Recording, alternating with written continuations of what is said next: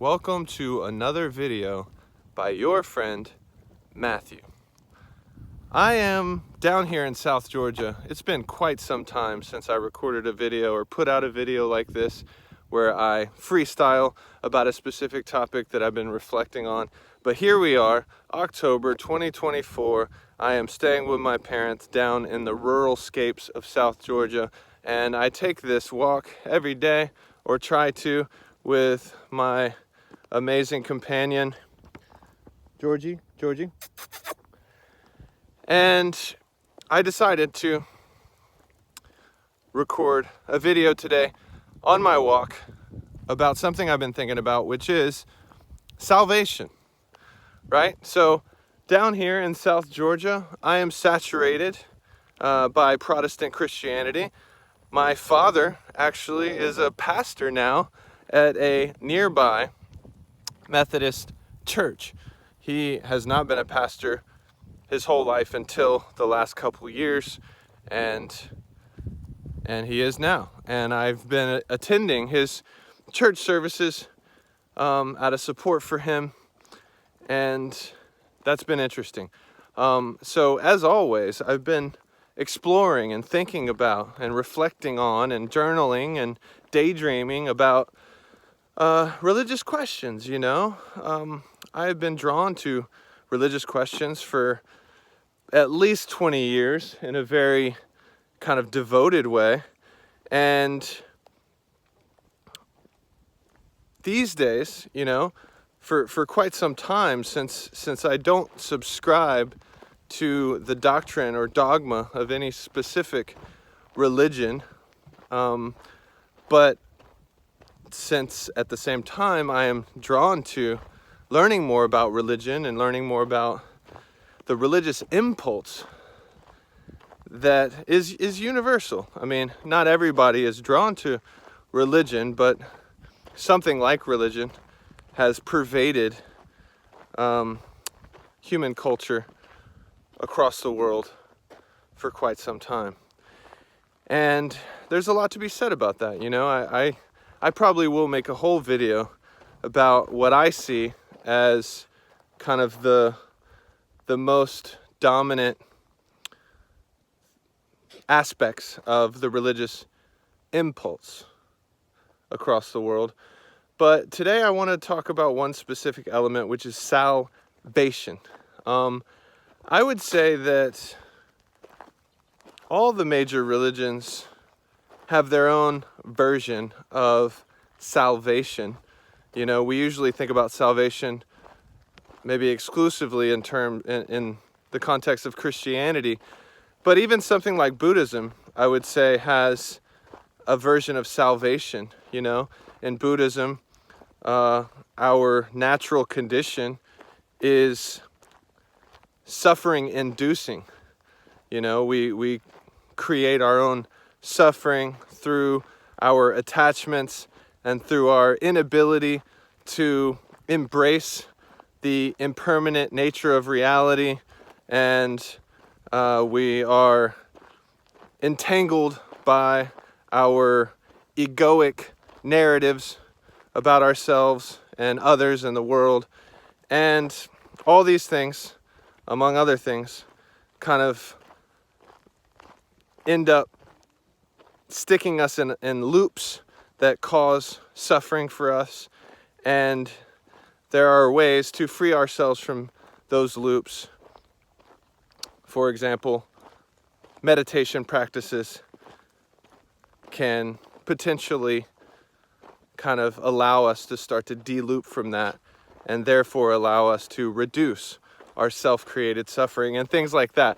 That's a type of salvation, you know. It's saving us from that kind of suffering,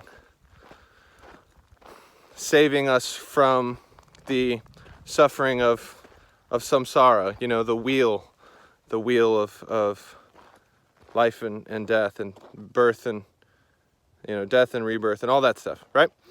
So even Buddhism has its own version of salvation, I would say.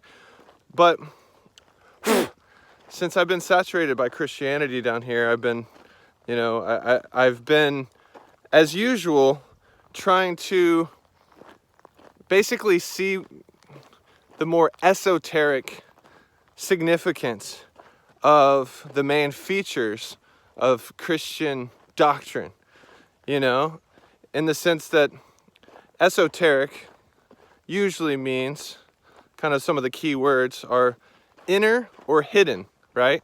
Like the esoteric version of something is like the inner version, or the hidden in the sense that, I mean, throughout history, a lot of esoteric traditions have been hidden and under the surface, and a lot of times that's just because they kind of have been forced to the margins like that, because the mainstream doesn't usually like that sort of thing, right? So like the Gnostic Christians, that's often seen as kind of esoteric Christianity, or one stream of esoteric Christianity.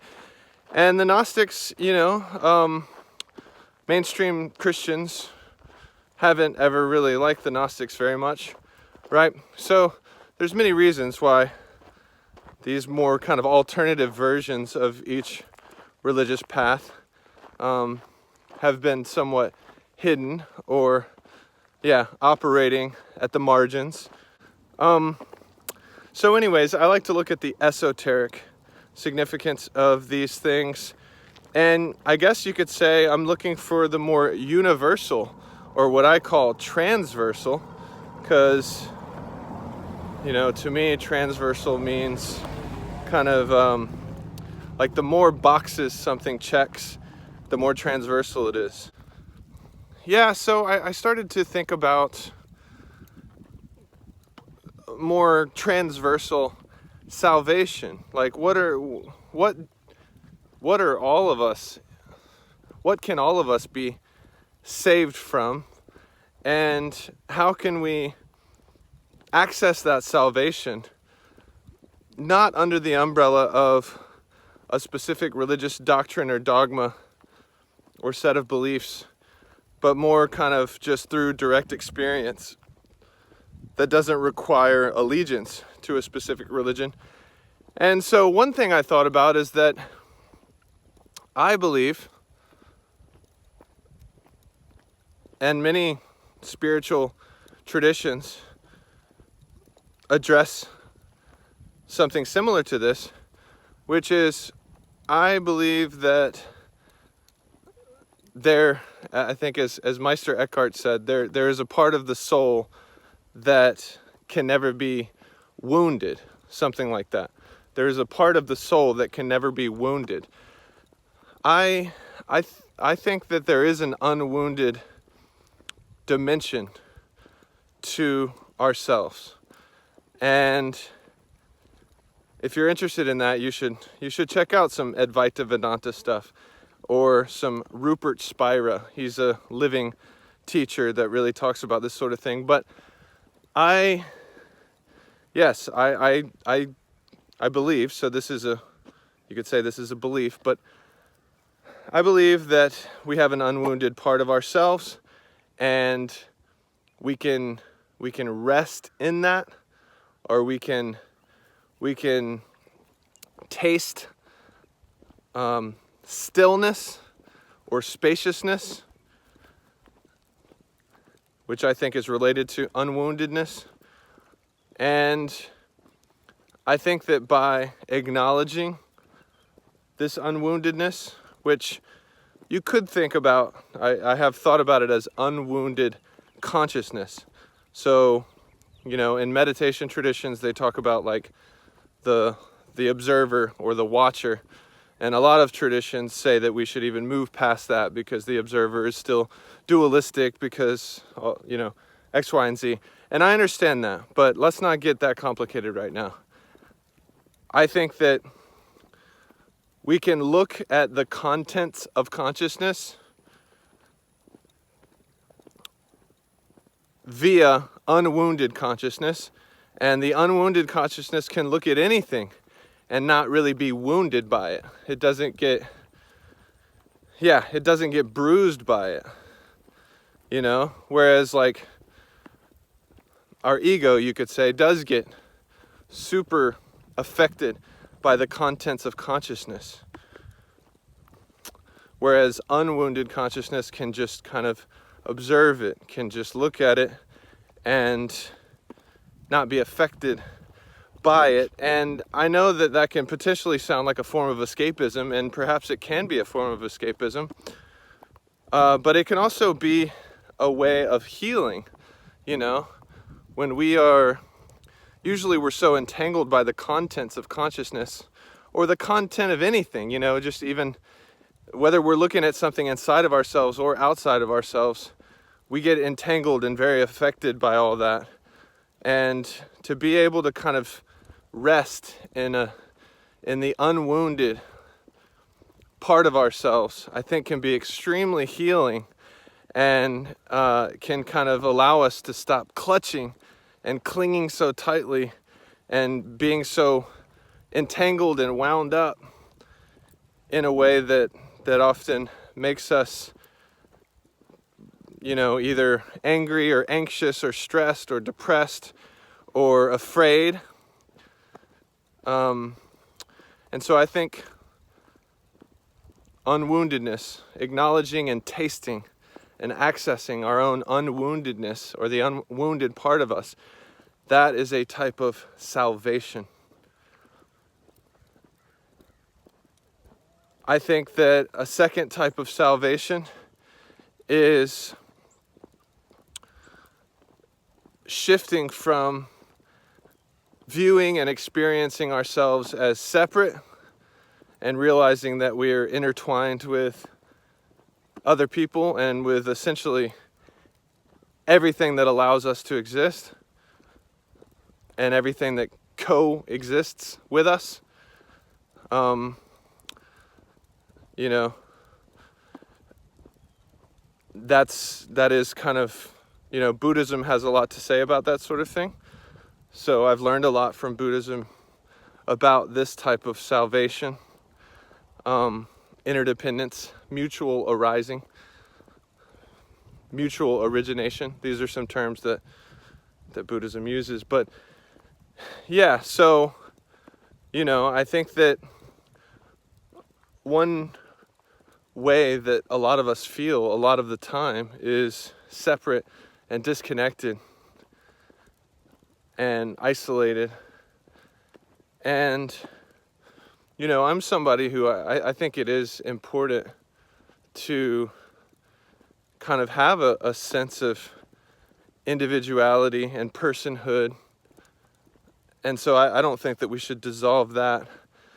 But I do also think that kind of becoming aware of how entangled we are with everything else instead of existing in a vacuum. I think that that's true, that we are not existing in a vacuum, even though it often feels like it. And I think that by acknowledging that truth, it can be healing and it can be a form of salvation, and it can, you know, kind of have like very concrete repercussions on the way we live our lives. And, you know, it can kind of encourage us to, you know, to be compassionate and empathetic and have love for the other. And it can, you know, in that way enrich our relationships and friendships and community, and, you know, can really affect our social attitudes and even political perspectives and things like that. So that's another type of salvation. And the third type that I'll talk about today, even though I think that there are many more, but I think one third primary type of salvation is to be saved from our own mechanicalness. And this, you know, I've learned a lot from G.I. Gurdjieff about this sort of thing. But this theme, as with the first two, you know, can be seen in many different spiritual paths. But I think that, you know, as Gurdjieff says, like, our default, he doesn't say it quite like this, but my languaging around what he said was, you know, most of our default setting is machine-like. You know, our starting point as we find ourselves as adults, let's say, our starting point is that we're not free. You know, our behavior is not free. Our habits, our patterns, our actions, our thoughts, our emotions, it's all just kind of happening on autopilot for the most part. And it's happening automatically. And so we have to become aware of our own mechanicalness, our own machine-like patterns, in order to start represencing moment by moment. We have to constantly represence. He calls it self-remembering. To represence ourselves as a practice for saving ourselves from our own mechanicalness. And so that's a day-by-day, moment-by-moment, lifetime practice, process, and struggle, really, to, you know, reclaim our freedom or cultivate more freedom in the face of our default mechanicalness. And so those are 3 types of salvation that I think are very important and relevant and can essentially be felt and understood and navigated from anybody universally.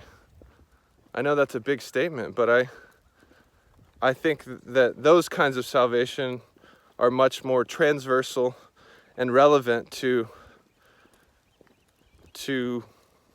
they're relevant to people regardless of what their religious affiliation or lack thereof is. And those are the kinds of teachings that I'm most interested in. So I hope that you got something out of that. I hope that it was food for thought for you to chew on.